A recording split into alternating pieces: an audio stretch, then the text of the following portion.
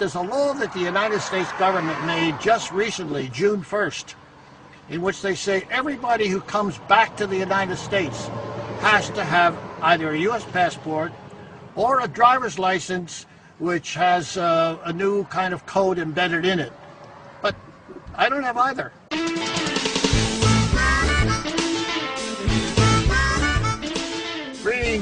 Greetings, fellow citizens of the world. I'm Gary Davis, and I'm sitting here in about 2 miles from something called a frontier, which is false because there are no frontiers. The sun is on the other side, the sun is on this side, the wind goes freely and so forth.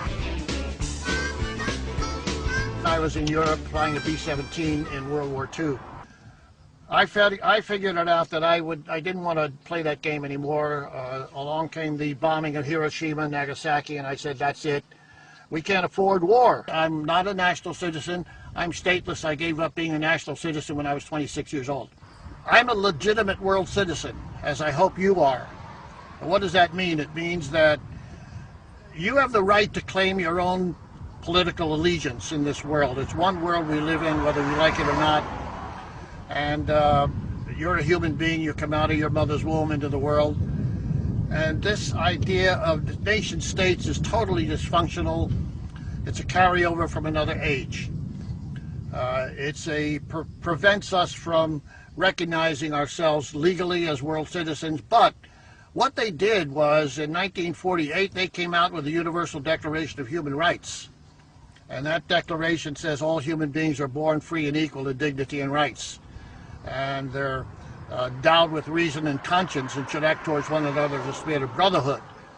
Well, everybody on that side of that house and everybody on this side, that means we are all brothers and human beings on the same level. The reason I'm here is because I just attended a conference in Montreal. The document that I'm going to be using when I come to this frontier, this fictional frontier, is this right here. It's called a World Passport.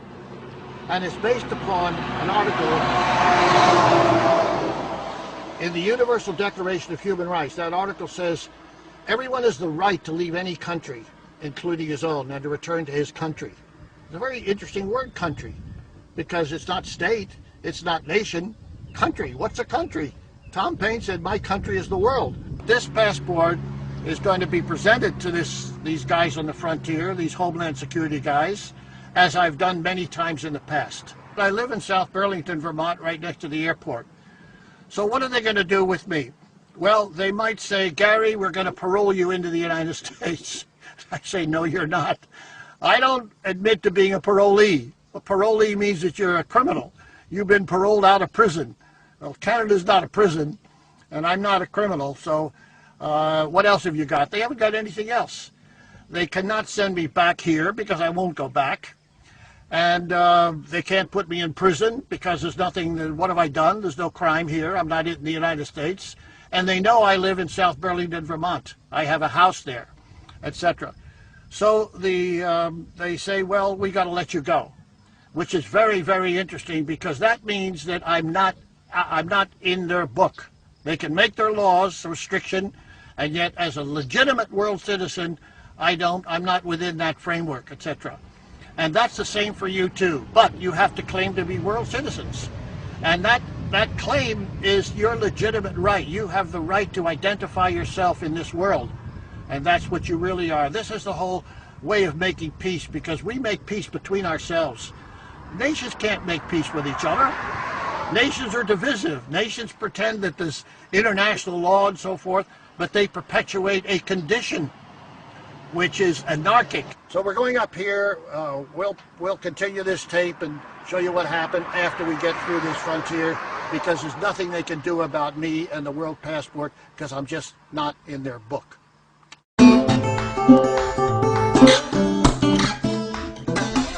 Hello. Where do you all live? I live in South Burlington, right next to the airport. Hand me that passport.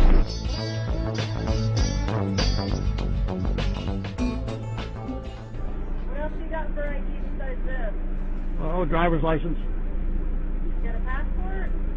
That is a passport. Foreign government passport. As world citizens? Obama's got one. Your president's got one. Oh, Mr. Davis, how you doing there? Hey, I got a tea time at 3 o'clock. I don't want to be held up. Okay. You're all set. Have a Thank good you. day. Bye-bye.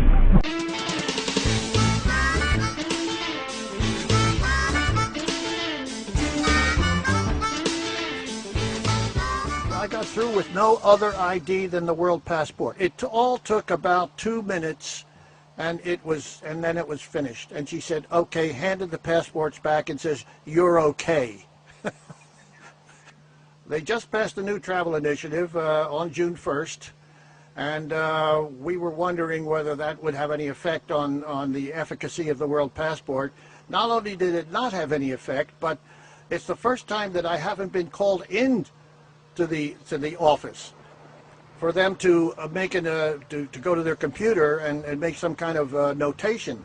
And the upshot of this is, of course, is what I've always known, is that the citizen is sovereign, but you have to claim that sovereignty and learn your rights, because if you don't know your rights, you can't claim them.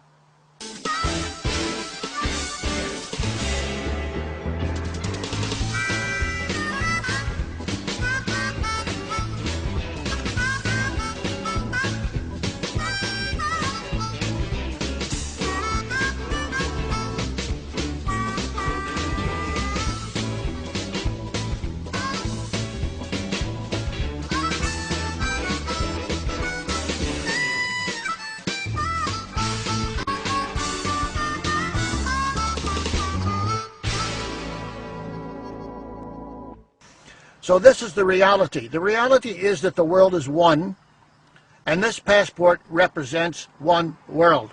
And I've been traveling with it ever since 1948.